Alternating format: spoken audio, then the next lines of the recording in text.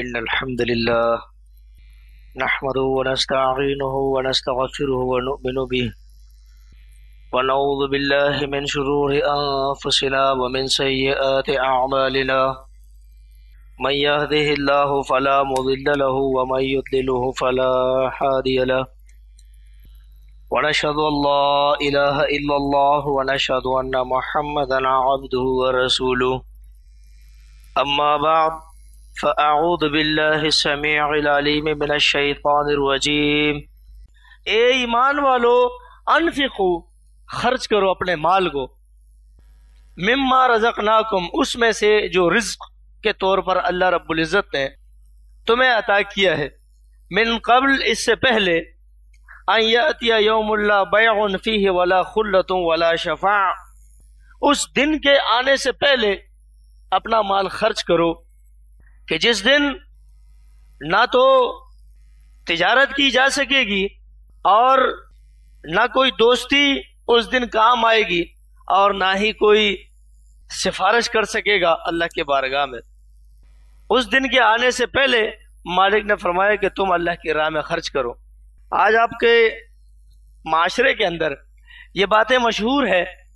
کہ پکڑے اللہ تو چھڑا لے محمد، محمد کا پکڑا کوئی چھڑا نہیں سکتا۔ ہم پیر صاحب کے دامن گرفتہ ہو جائیں گے، وہ وہاں پر ہمیں بچا لے گا، اور نہ جانے کتنے ہی اس طرح کے عقائد اور اس طرح کے نظریات لوگوں کے آج موجود ہیں۔ قرآن کریم نے اس بات کی اس انداز میں نفی کی کہ اللہ کی راہ میں مال خرچ کرو اس دن کے آنے سے پہلے کہ جس دن نہ کوئی تجارت کی جا سکے گی، نہ کوئی دوستی کام آئے گی اور نہ ہی کوئی کسی کی سفارش کر سکے گا، کوئی شفاعت بھی نہیں کر سکے گا۔ تو معلوم ہوا کہ دنیا کے اندر جو اعمال کیے جائیں گے، جو بیج اس زمین کے اندر ڈالی جائے گی، اس کی فصل وہاں کاٹنی ہوگی، اور مرنے کے بعد کوئی بھی کسی کے کام نہیں آ سکتا۔ اور اسی خرچ کرنے کے متعلق اسی سورہ میں آگے چل کر مالک کائنات ارشاد فرماتا ہے کہ مثل الذین ينفقون اموالهم فی سبیل اللہ، کہ جو لوگ اللہ کے راستے میں اپنا مال خرچ کرتے ہیں، کمثل حبۃ انبتت سبع سنابل فی کل سنبلۃ مئۃ حبۃ، فرمایا کہ اس کے خرچ کرنے کی مثال اس دانے جیسی ہے جس میں سے 7 بالیاں نکلتی ہیں اور ہر بالی میں 100 دانے ہوتے ہیں، یعنی 700 گنا تک مالک کائنات ان کے اجر کو بڑھا دیتا ہے۔ اور فرمایا واللہ یضاعف لمن یشاء، اور اس سے زیادہ بھی جس کے لیے چاہتا ہے بڑھا دیتا ہے۔ اس کے پاس اس کے خزانوں میں کسی چیز کی کمی نہیں ہے، یاد رکھیے، لیکن شرط یہ ہے کہ اس کے راستے میں خرچ کیا جائے۔ فرمایا واللہ واسع علیم، اللہ رب العزت کشادگی والا، وسعت والا اور علم والا ہے، یاد رکھیے۔ اس کے خزانوں میں کمی نہیں آئے گی اگر وہ اپنے مال میں سے اپنے بندوں کو چاہے جتنا عطا کرے۔ اور فرمایا الذین، وہ لوگ، ينفقون، جو خرچ کرتے ہیں، اموالہم فی سبیل اللہ، اپنے مالوں کو اللہ کے راہ میں خرچ کرتے ہیں، ثم لا يتبعون ما انفقوا منا ولا اذى، اور اس مال کو خرچ کرنے کے بعد نہ تو احسان جتلاتے ہیں لوگوں کے اوپر اور نہ ان کو ایذا پہنچاتے ہیں۔ یاد رکھیے، یہاں پر اس بات کو بھی واضح کر دیا گیا ہے کہ اگر کوئی اللہ کے راہ میں مال خرچ کرتا ہے، یعنی کسی غریب کی مدد کرتا ہے اور اس کے بعد اس کو جتلاتا ہے، اس کے اوپر احسان کرتا ہے، تو اس مال کو خرچ کرنے کا کوئی فائدہ نہیں ہے، بلکہ فرمایا کہ فائدہ مند وہ مال ہے کہ جو اللہ کی راہ میں خرچ کیا جائے اور پھر نہ ان کو ایذا پہنچائی جائے، نہ ان کے اوپر جتلایا جائے۔ تو فرمایا ان کے لیے اجرہم عند ربہم، اجر ہے ان کے لیے ان کے رب کے ہاں۔ اللہ رب العزت اس کا بہترین بدلہ دینے والا ہے، اور اس کا بدلہ کیا ہے؟ ولا خوف علیہم ولا هم یحزنون، کہ اس روز ان کے اوپر پھر کوئی خوف نہ ہوگا اور نہ یہ غمگین کیے جائیں گے۔ یہ کتنی بہترین بات ہے میرے بھائیوں، یہ کتنا فائدے کا سودا ہے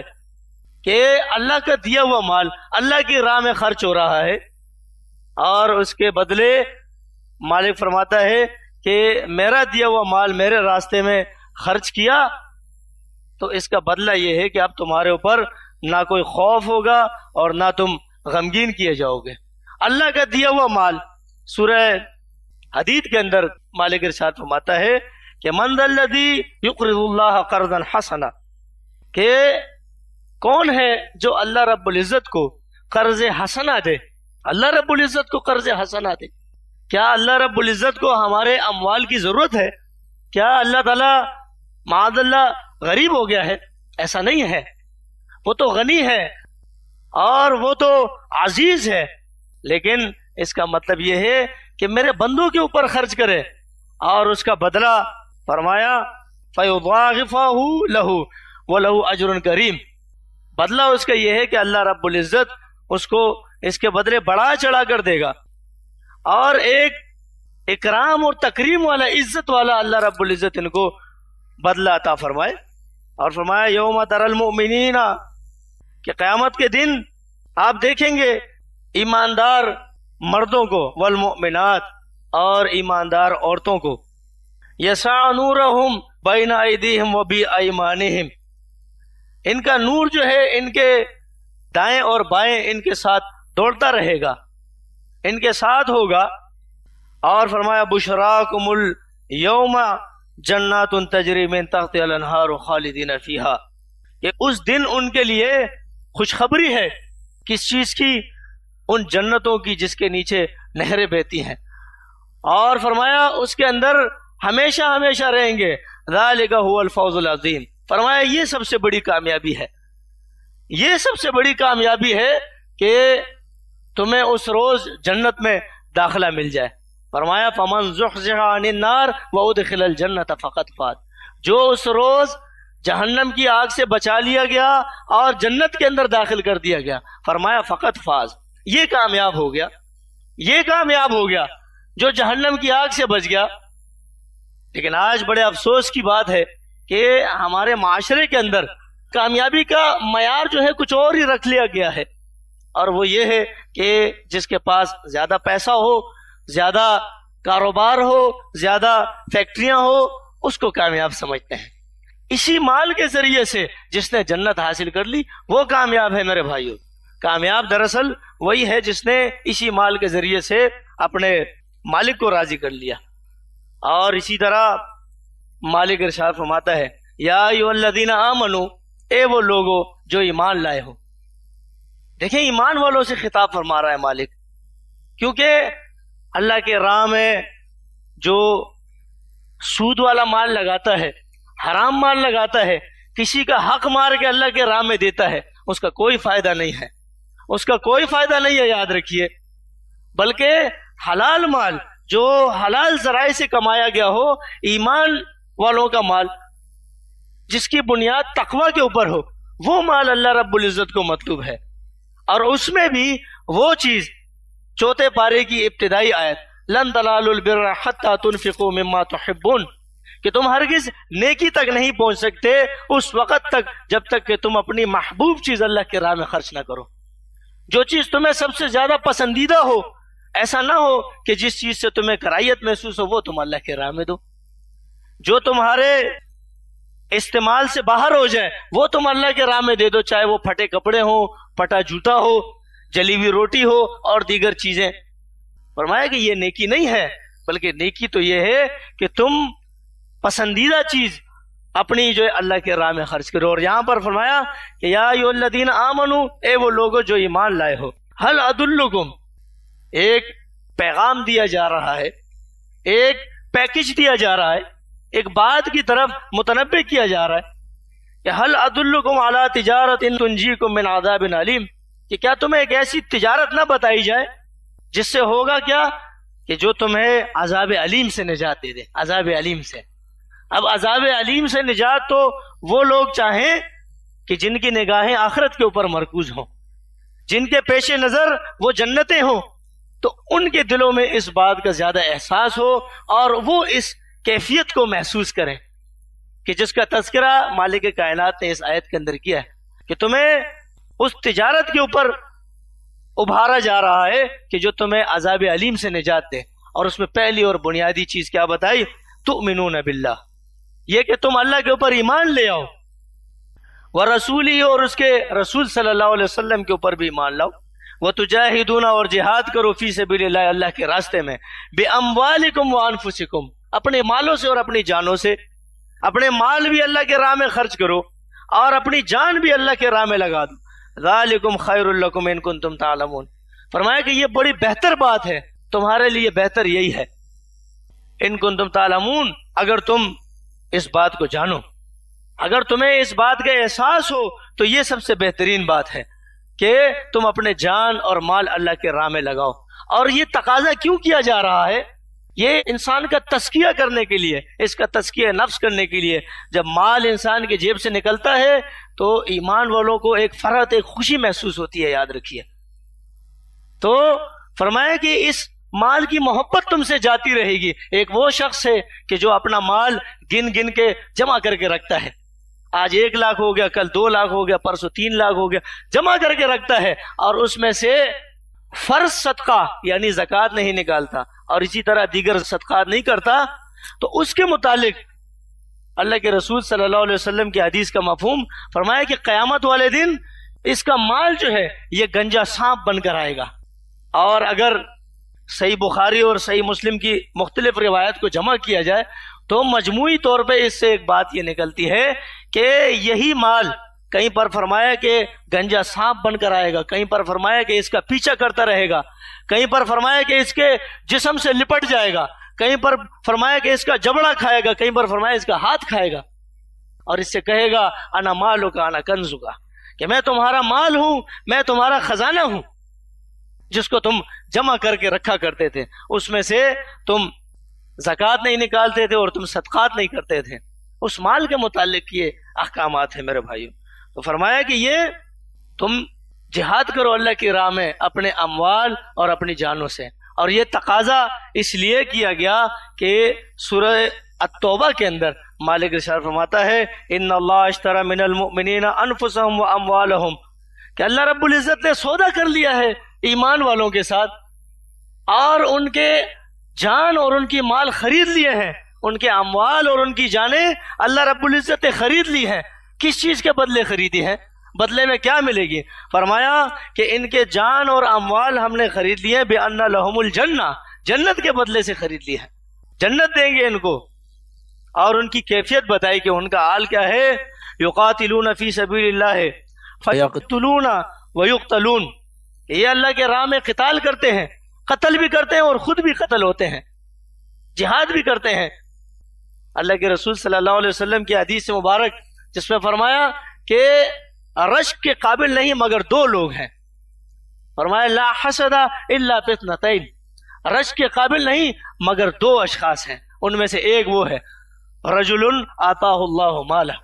ایک وہ شخص جس کو اللہ رب العزت نے مال عطا کیا ہو اور وہ دن رات اپنے مال کو اللہ کے راہ میں بے دریغ خرچ کرتا ہو. تو یہ رشک کے قابل ہے میرے بھائیوں،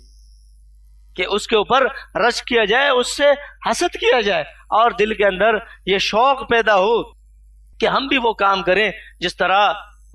یہ ہمارا بھائی یہ کام کرتا ہے. لیکن یہ یاد رکھیے کہ اگر یہ سارا کچھ کرنے کے بعد،